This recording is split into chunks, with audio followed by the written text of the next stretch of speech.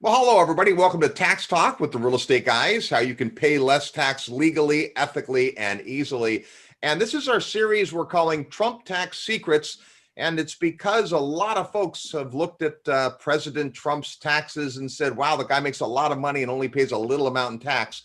That must be illegal. That must be wrong. That must be immoral. Well, the reality is it's because he's a real estate guy. So like him or hate him, this has nothing to do with politics. This has to do with how folks who make a lot of money in particular asset classes can pay very little or even no taxes. Totally possible for you. And in episode 3 here, we're going to get into into the weeds a bit about what many investors ultimately graduate to, and that is the idea of cost segregation. It's not that complex, and by the end of today, you're definitely going to have it demystified for you. But in our last episode, we had Brad Sumrock, the apartment king, and Tom Wheelwright, CPA, delve into a couple of case studies that Brad and his wife Jen have done where they purchased apartment buildings, and in both cases saved nearly or over $1 million in taxes per investment. So that's pretty astonishing. And one of the big tools they used was cost segregation. Let's say hi to co-host Russell Gray. Hey, everybody. Hey, Robert. How are you? Good. Good to be here. Good to be talking tax. Yeah, I'm excited about it. You know, one of the things in financial education that happens a lot is people hear strategies. I know I'm a financial strategist, right? And I go out there and I tell people how to do a strategy, but when they go to try to implement the strategy, they don't know how to get it done. They don't know who to get it done with.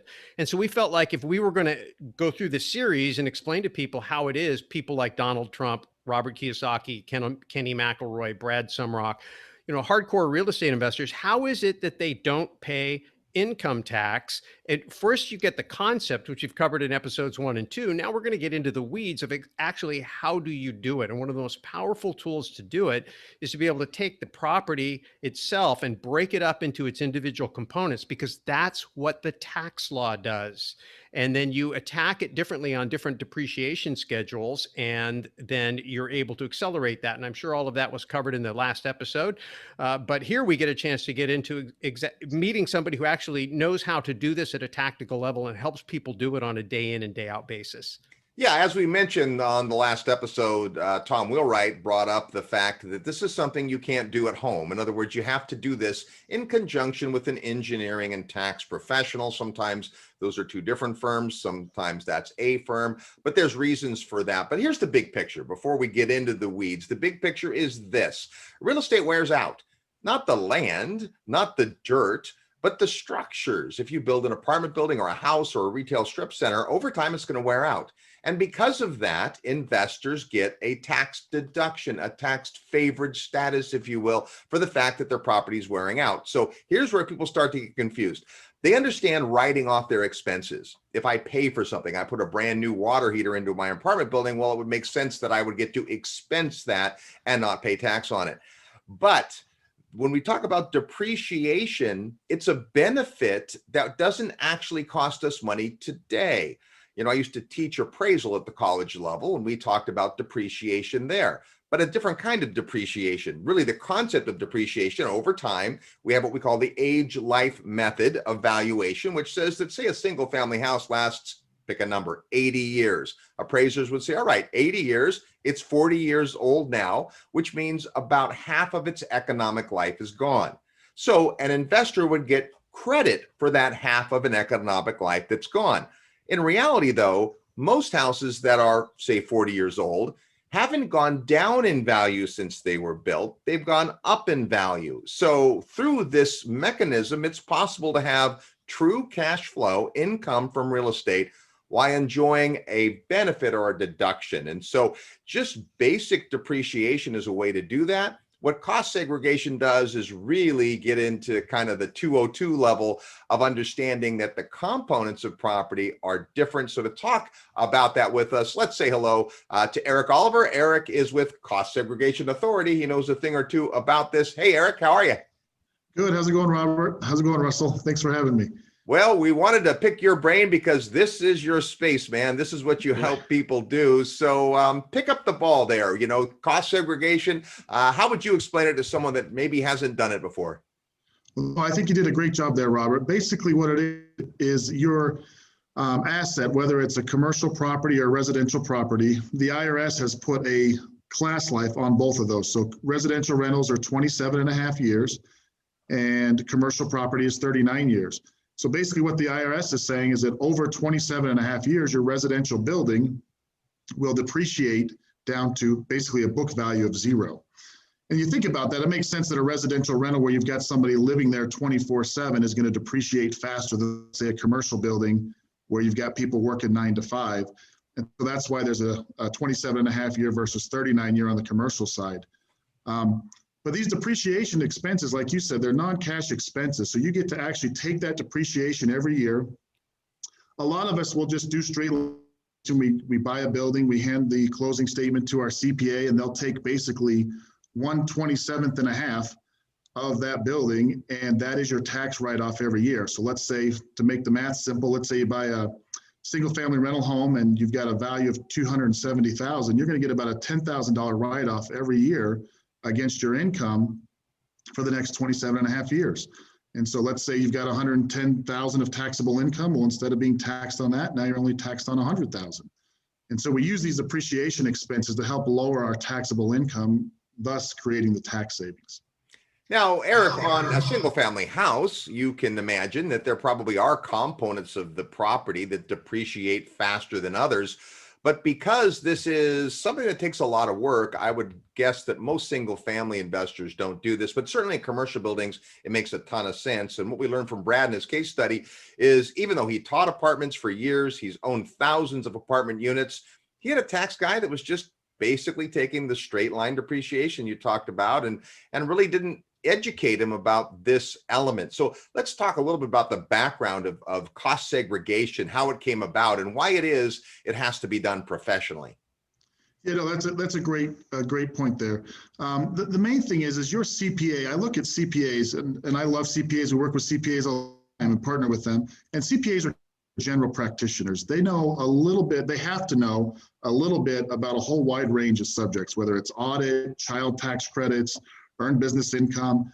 You know, the tax code changes every year. And so they just don't have the engineering side. They have the tax knowledge, but not necessarily the engineering side to be able to conduct these cost segregation studies. And so oftentimes they will partner with a cost segregation firm to be able to go in and dissect the building apart. And that's the part that your CPA typically can't do. And so that's why oftentimes your CPA will just take the standard straight line depreciation as opposed to being able to accelerate that depreciation and take it at a much quicker rate.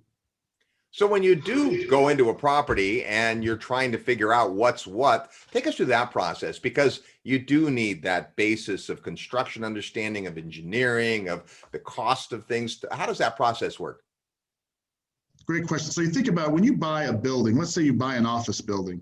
When you buy that office building, you don't only buy the land and the parking lot and the curbs and gutters and the walls, but you also buy the carpet inside. You buy the cabinets, the countertops, the light fixtures, all the outside stuff, the landscaping, the trees, the bushes, all that stuff was part of the original purchase. Well, you need somebody like us or our cost segregation company to come in and basically put a value to those. So we'll come in and we'll basically take a look at the whole structure. It's done through an engineering-based study. We have engineers on our team who will come in and actually do a site visit on the property, look at plans and determine what in that building or what on that building depreciate at a faster rate. For example, carpet is a 5-year asset. So we'll come in and we'll put a value to all the carpet in your in your office building and say, okay, you've got $30,000. You know, you paid $1 million for the $1,000 worth of carpet in here that can be depreciated over 5 years. You've got $10,000 worth of cabinets, et cetera. So we come up with a new depreciation schedule for your CPA that then allows them to take those values, now that they have those values, and accelerate the depreciation and take it at a much faster rate. So if I'm understanding this right, the carpet wears out in 5 years, or at least that's the premise. So rather than, depreciate that over 27.5 years, we take that part of the building, albeit small, but still it's an expense.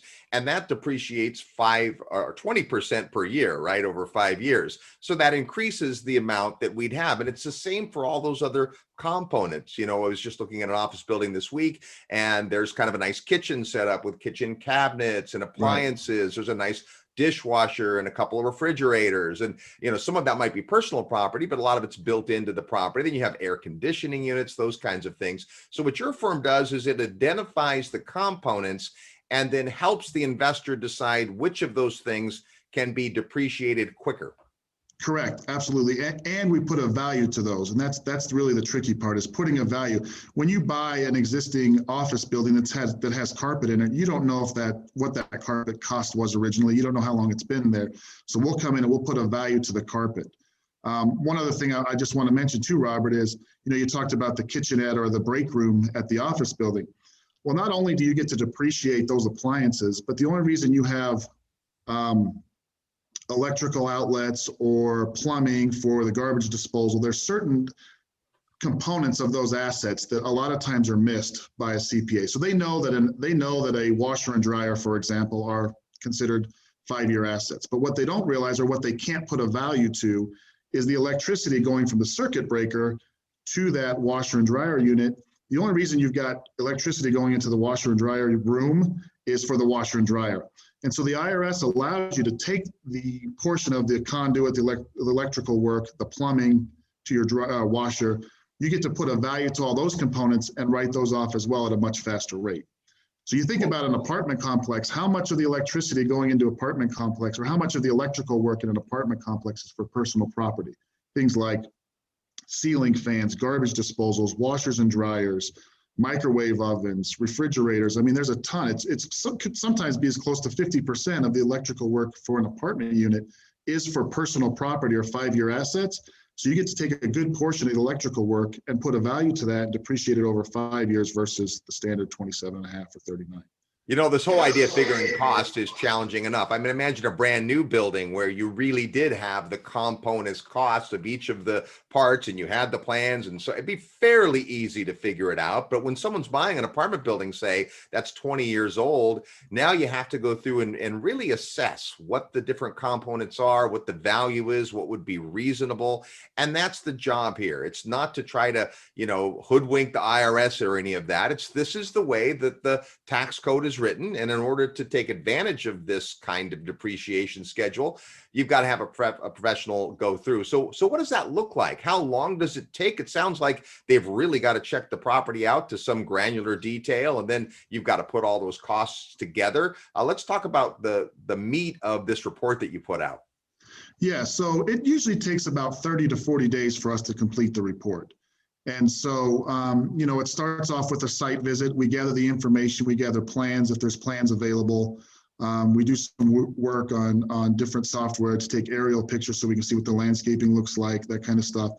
But we also gather all that stuff on the site visits. We come back, and that's where, like you said, the real hard work comes in the costing. So there's some IRS approved costing software that we can model these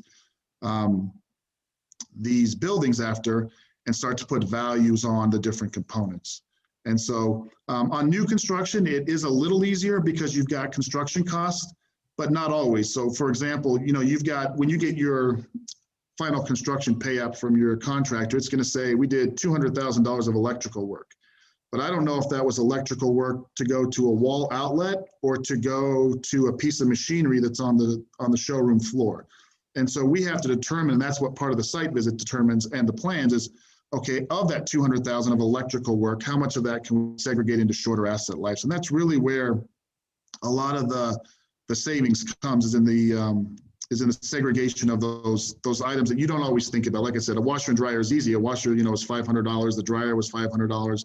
That's $1,000 worth of 5-year assets. But you also just missed out on $250 to $500 worth of electrical work that also is associated with that washer and dryer. And so being able to capture that is imperative. Okay, so that makes a lot of sense. General contractor, even electrical contractor who builds a building, they understand it. They know what the costs are, but they aren't thinking like tax deductions. So No, why they're would not. it even occur to them to separate that out? So whether it's a new building or a used building, it still makes sense to do this. Now, this obviously costs something to do. And I imagine since you're, going to the property and spending this time and it takes 30 days, there's got to be a cost benefit analysis. If I bought a single family home in Memphis, Tennessee for $60,000, I'm guessing it's probably not worth the cost. But how do you counsel with a client about when it makes sense to even pull the trigger on cost segregation? Yeah, great question. So we always will run a benefit analysis ahead. It doesn't cost anything. Most cost seg companies will run the benefit analysis to make sure that you're going to have a significant tax savings. We at our firm want to see somewhere around a 10%, or excuse me, a 10 times return on your investment. So if we're going to charge you, $4,000 for a study, we want you to save somewhere around $40,000 in taxes. It is based on the size and scope of the project, the building, the square footage, the type of asset, how many tenants are there. But really, there's we get that question a lot. When is the best time to do cost segregation? The nice thing about cost segregation is it's very flexible, and you can do it today. You can do it next year when you think you might be in a higher tax bracket. You can do it 5 years from now down the road. In some instances, you can go back. Let's say you bought the property in 2014. You can go back and do the cost seg study and take those deductions today. So with so many variables, you got to look at your tax brackets. You obviously want to do the cost segregation studies when you're at the highest tax bracket so you can maximize the tax savings. But there's so many different variables. We've got an upcoming election that could change things. There's something called bonus depreciation, which I know we've talked about on some of the other episodes where, it's on those 5-year assets, you get to depreciate all of it, not just 20%, but all of it in the first year. So we help consult. We get on the phone with the CPA and we'll talk about when's the best time. Our job at Cost Segregation Authority is to create the deductions, but we do want to consult on how to maximize those tax savings with you and your CPA. So always jump on the phone and partner with them. We're big fans at the Real Estate Guys of developing a team that can work together. And this is an exact example of that. What you guys do from the engineering side is critical, but then you work hand in hand with the tax professional to figure out how the individual investor can benefit the most. Love the idea that you can time this. You just think of it, well, I'm buying the property, I guess I need to do it while it's in escrow. No, you don't, because this is based on a tax year, and you could go back and maybe now you're just becoming aware of tax segregation. It's not too late, right? I mean, not if you bought the building 20 years ago, but it's not too late for the last couple of years. So again, work with your tax professional. Now, Erik's put together a real cool report. We offer this on the radio show. I don't see any reason not to offer it to folks viewing today. Tell us about this report that you put together, Erik. Yeah, we have a special report that you guys can download. It kind of talks about some of the myths of cost segregation, gives some great case studies to show you kind of the power of cost segregation. The other thing it talks about is some of the changes to the recent tax law. So we've had some changes, obviously, with the 2018 Trump tax plan, the Tax Cuts and Jobs Act, and most recently with the CARES Act, and being able to, it's really put cost segregation almost on steroids, and has allowed us to really maximize and increase the benefits. As you have said, Trump is a real estate professional. So in coming up with the tax code, there was a lot of provisions in there that were very favorable to real estate investors that have really, like I said, put this stuff on steroids. And so by downloading that report, it's got a lot of that information in there. So feel free to download it and share the information. Excellent. All you have to do is send an email to costseg at realestateguysradio.com. You get Erik's report. And we talked in the last episode with Brad and Tom about some of these additional deductions that you can take. Depending on when you're watching this, tax law does and can and will change. And so that's why you want to keep your team up to speed. And when the law changes, you use it to your advantage. And, that's what's happened here with these tax changes. When there are more tax changes in the future, it'll be up to investors and their teammates to help navigate that. So, Erik, great stuff. Thanks for sharing with us today. Oh, yeah, thanks for having me, guys. I appreciate it. There's Erik Oliver, and this was kind of in the weeds. I mean, we got into the specifics, not to overwhelm folks, but people hear, well, okay, I can save taxes, I can pay less when I own real estate, but what does that really look like? So Russ, I think was very instrumental to hear Erik kind of explain how cost segregation really works. Yes, absolutely. I mean, I think the most important thing to consider here is that this is available to anybody. This isn't some secret exclusive, only available to the rich. This is available to real estate investors. And, you may not be able to start, the next Tesla or the next Amazon or the next Microsoft or whatever. That takes a certain level of sophistication. And the tax code also benefits businesses in the same way. But most people can figure out how to be successful real estate investors. It's not hard. You can start small, work your way up. At some point, you cross over that line where it makes a lot of sense. And you begin to capture some of those tax breaks going forward, which turn into additional down payments. And now your wealth begins to compound. And so this is a very important thing to understand. And, our concern and the reason we wanted to put the series together is because it's being vilified. And, again, for political reasons, and we don't care about the political side of it, but we care that people are going to not take advantage of something that is readily available to them that can help them build financial freedom, financial independence for themselves and their family through real estate, simply because they don't understand the context. This has been around for a very, very long time. And yes, it has actually gotten better recently, which is great because now you're learning about it and you can take advantage of it too. So it starts with getting educated. Congratulations on being here. The next thing it takes is to be well advised, get the right CPA, get the right team in place, a good cost segregation company. And then, of course, you have to learn how to do real estate investing. So listen to the Real Estate Guys radio show and you'll pick up some information on how to do that and meet lots of great people. But congratulations for listening through this so far. We've got more episodes coming. But yeah, you have to convert your education into effective action. And that means breaking it down and kind of getting into the details, because when it comes to tax, the devil's in the details. Well, there you go. Big thanks to Erik Oliver sharing with us today. Another edition of Tax Talk with the Real Estate Guys. We'll have more, and you can always find the Real Estate Guys at realestateguysradio.com and your favorite podcast outlets. We'll see you on the radio.